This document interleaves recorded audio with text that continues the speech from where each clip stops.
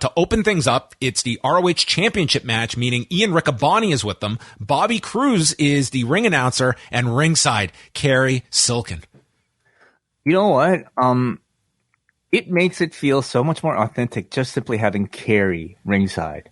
You know, I don't know if this was just a special occasion that I happened to attend anyway, but I hope like they have Cary traveling to every single like real ROH show whenever like it comes back. Well, to make it the most authentic, he would have to be greeting people as they're on the way in and out of the arena. Yeah, sure. Why not do that? Like honestly, like it adds a lot to me to make it feel like a real ROH show. Jericho was the first one out. It was deafening for Judas. Yeah.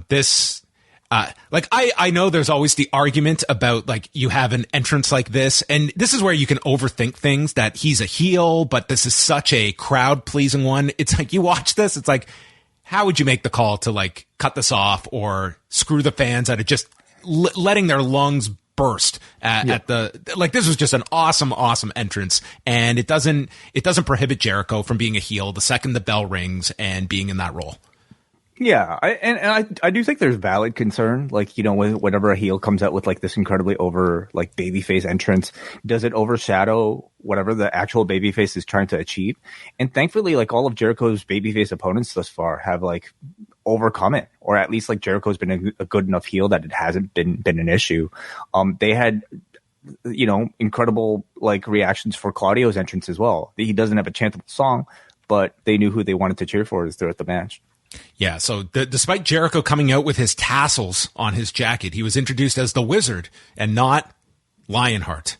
So he was working as the Wizard. And they noted Aubrey Edwards being the first female official for an ROH match. Right. Yeah, those sort of stats, like, it's like saying, you know, like... I don't know if you want to call attention to some of these milestones that are being accomplished in 2022. Right. Well, I guess I just mean, like... It doesn't, like, it's not really ROH, you know? Like, it's still AEW. They're just competing for an ROH championship. So I don't put too much, you know, credit to that stuff, but sure.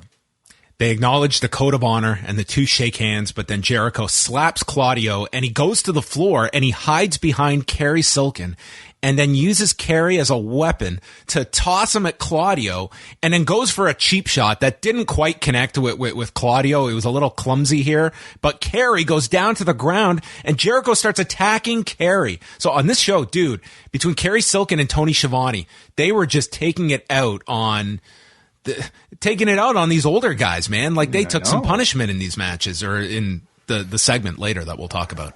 Yeah, clearly, yeah. Ian's yelling. He's had reconstructive like knee surgery and a neck injury. It's like, anyway, this was Cary's big bump that he took. If you're gonna do one, you do it at a big show like this, I guess. Agreed. You're not doing this in Chicago Ridge on night one. You know, like we've seen like Jericho do so oftentimes, whether it be like, you know, doing stuff with the cameraman or screwing around with like Shota Umino, you know, in front of his dad. He does like this sort of creative stuff outside of the ring that I just always love to see. You know, it's an extra level of creativity that makes his sort of heel performances that much more special. I will say, I think Cary could have sold a little bit better, though. Oh, give me a break. That's probably never taken a bump. I don't even know if he's taken a bump. So first of all, we've seen referees, okay, for a non-wrestler in a professional wrestling setting, the moment they get touched by a wrestler, you know, they're out for like 10 minutes. Cary here, he must have been doing some training, okay, that we don't know about. The man has seen some shit in his lifetime. We know some stories. So maybe he's told most of them. That's it. Yeah, he took this. Not only did he take like a shove from Jericho, he took like was it a slap or something? We couldn't really see on camera. Yeah, he smacking. Took a slap, weathered it, and just walked right back up to his seat. So toughest man on the roster. Maybe give him a title shot. Hey, I mean, maybe this was just the first chapter of a long story. So Jericho then hits Claudio with a superplex off the apron to the floor to set up the picture-in-picture.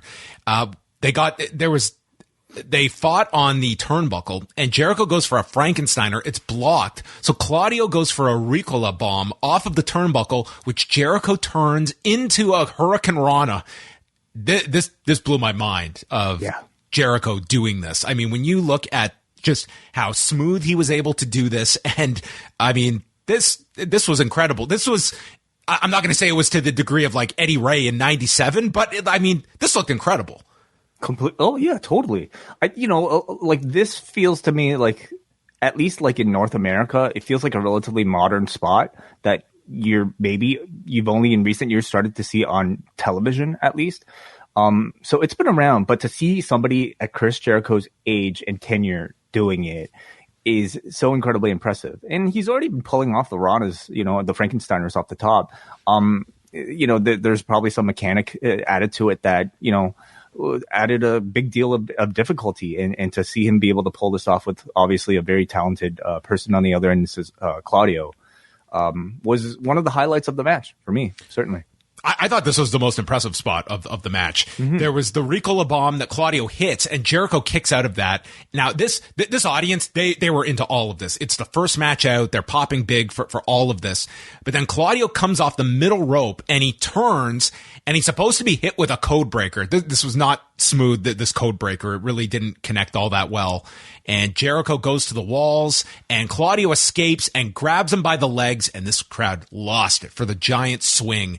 And this thing went on forever. This was like a 30-second giant swing, and it was amazing to watch this without the crazy cuts that we would see in WWE. Mm-hmm. Like, it was just, they had a few cuts.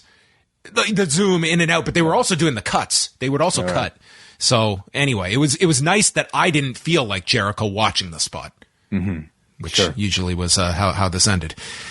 He kicks out of a lariat from Claudio, and then Jericho goes for the bat, and Claudio blocks it, goes for the neutralizer, and Jericho counters it with a back body drop, and Claudio lands on his feet. And I guess he was supposed to smoothly like land, and then the momentum takes him into Aubrey Edwards, but his feet planted, and then he like moved forward. So I feel that anyway. Go ahead.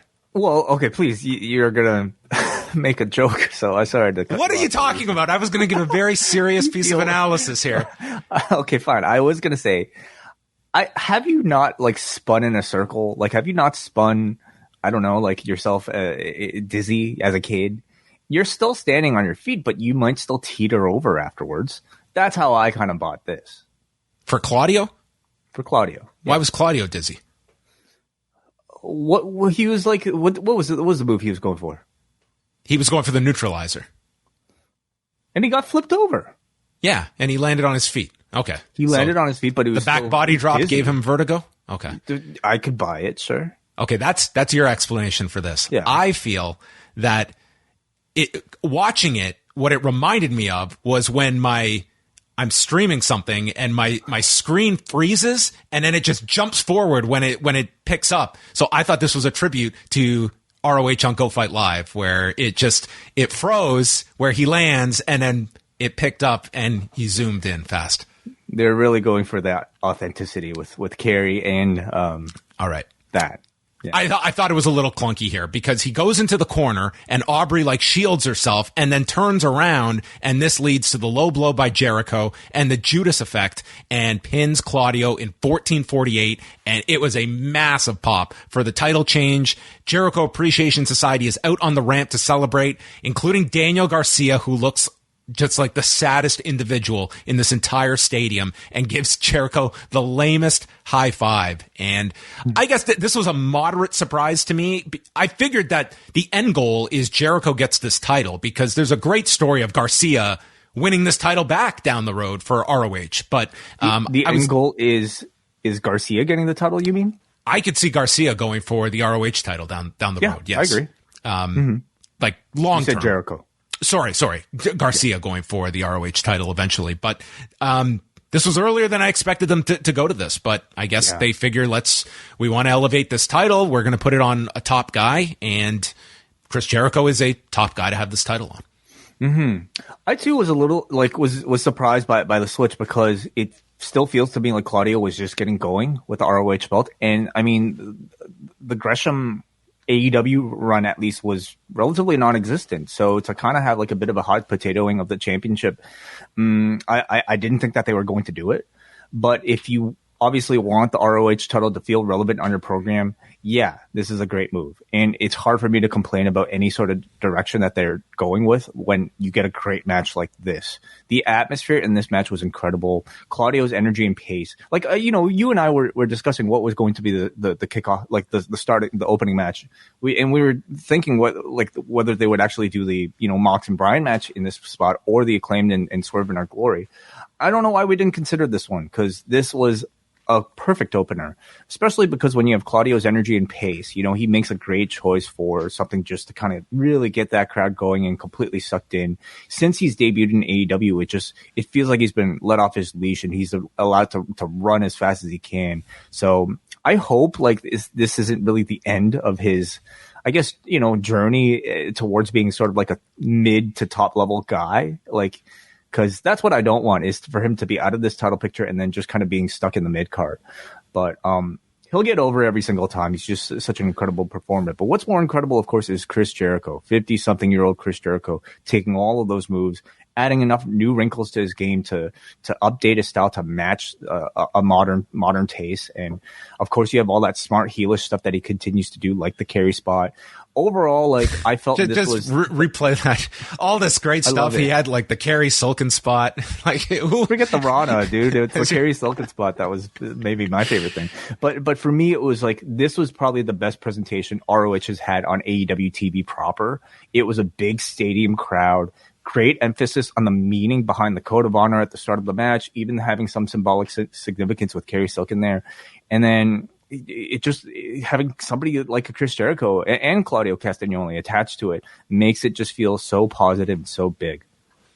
Yeah, I thought that this, other than a few timing issues in the match, I mean, to me, it was still a really enjoyable match. Crowd was awesome. Yeah, I think that it was a really strong start, especially using Judas at the beginning and doing a big title change. The crowd just went nuts here for this match. And storyline wise, this outcome does give you a lot more interesting ways to go with this with Chris Jericho. And conversely, you kind of have Claudio and Yuta in this situation as the two BCC members that have lost those ROH belts, and then you couple in Danielson's coming off the loss. So it's Moxley who is the lone member with the title, and the other three that are either coming off of title losses or coming up short with the main event.